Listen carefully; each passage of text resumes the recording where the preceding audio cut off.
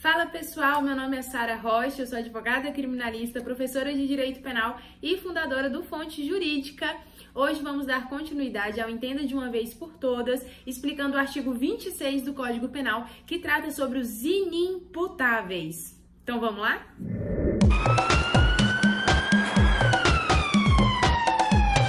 Então, daquele jeito que vocês já sabem, né? Eu vou lendo aqui, vou explicando e depois eu trago uma conclusão sobre tudo. Antes de começar, se você quiser nos acompanhar nas nossas redes sociais, estão todas aqui na descrição. Também está aqui na descrição o link para a nossa turma de Direito Penal e o link para acessar o Clube Jurídico, que é o nosso grupo, nossa comunidade de estudo de Direito Penal, onde a gente aprende juntos. Eu sei aí que teve um problema, o link não estava funcionando, mas agora a gente já arrumou e o link voltou a funcionar. Então, se você não conseguiu entrar, tenta de novo que vai dar certo, beleza?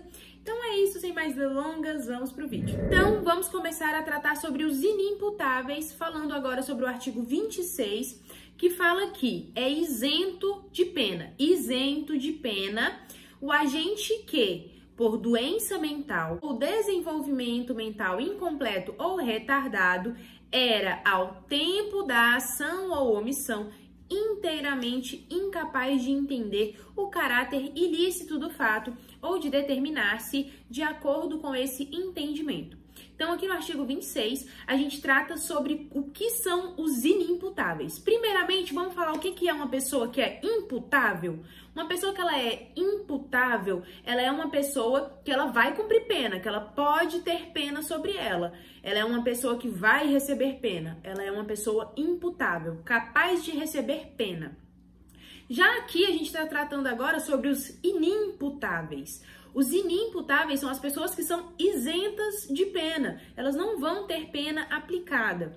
Então aqui, quando a gente começou a ler o artigo, a gente falou, é isento de pena, o agente que. Então a gente já entendeu que uma pessoa que ela é imputável, ela tem condição de receber uma pena, e uma pessoa que é inimputável, ela é isenta de pena, ela não vai receber a pena. Ótimo, e aí aqui a gente continua. Essa pessoa que não vai receber essa pena é uma pessoa que ou ela tem uma doença mental, ou ela tem o desenvolvimento mental incompleto ou retardado. Então ela tem esses problemas, ou ela é uma pessoa que tem uma doença mental, ou naquele momento ela estava com um desenvolvimento mental incompleto ou retardado.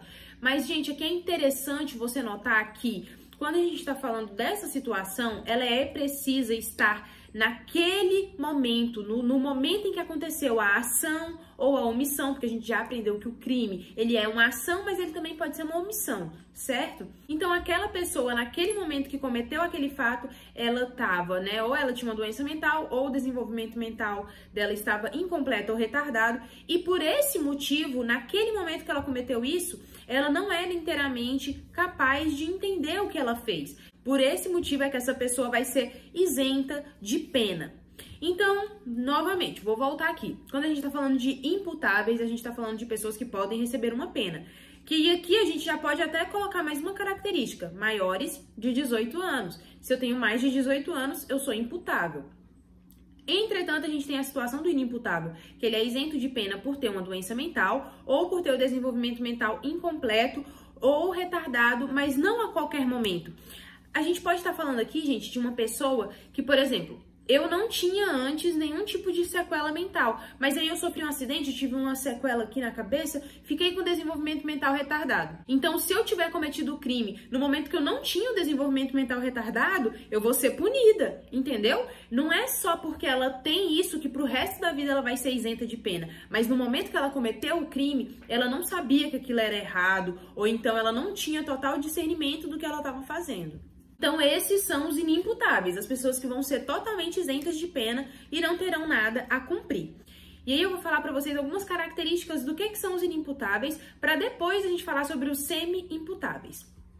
É interessante falar, gente, que quando a gente está falando aqui dessa questão de imputabilidade, a gente está falando da culpabilidade. A gente está falando de algo que vai retirar a culpa daquele sujeito. Então, aquele sujeito, por não ter tanta culpa assim, ele não vai ser punido por essa ação. Então, os inimputáveis são aqueles sobre os quais eu não posso impor uma pena, né? E aí, por isso, quando a gente vai punir esse sujeito, a gente pune através de medida de segurança. Pessoas normais, a gente prende, vai para prisão, certo? Vai cumprir a pena. Então, tem outras medidas cautelares que ela pode ter. Entretanto, quando a gente está falando dessa situação aqui, a gente está falando de alguém que vai cumprir uma medida de segurança. E aí, essa medida de segurança, assim como a prisão, isso já foi definido pelo STF, né? Ela não pode ter um caráter perpétuo, a pessoa não pode ficar internada lá na clínica psiquiátrica pro resto da vida, não é assim. E a gente tem dois tipos de medida de segurança, que é a medida de internação, onde a pessoa vai ser internada, e o tratamento ambulatorial. A gente vai tratar melhor sobre isso quando a gente estiver mais pra frente do Código Penal, agora só para você entender qual que é o contexto. Mas essa pessoa que ela é inimputável, quando o juiz profere uma sentença, essa sentença, ela é absolutória imprópria. Isso significa, gente, isso só acontece aqui, nessa situação dessas pessoas que são inimputáveis. Isso significa o quê? Que essas pessoas, elas vão ser absolvidas no momento da sentença pelo juiz, e o juiz absolve ela e depois aplica uma medida de segurança, entendeu? Então, diferente do costumeiro, onde a pessoa é condenada e passa a cumprir uma pena, aqui o juiz absolve e depois aplica a medida de segurança. Quando a gente está falando dessa questão de inimputabilidade, é interessante a gente falar do perfil biopsicológico, porque aqui esse é o requisito para que a gente enquadre a pessoa nessa situação. É um requisito biopsicológico, que nome estranho. Por quê, gente? Porque é uma mistura do requisito biológico com psicológico. Por isso que fica biopsicológico. Então, para que a gente configure alguém nessa situação de inimputabilidade, essa pessoa primeiro tem que estar dentro do requisito biológico, que fala o quê? O biológico fala do nosso gene, da nossa genética, da biologia do nosso corpo. Então, significa que ela tem que ter aquela doença instalada no corpo dela. Ou ter a doença mental, o desenvolvimento mental retardado, incompleto ou retardado, né? Mas isso averiguado de maneira biológica.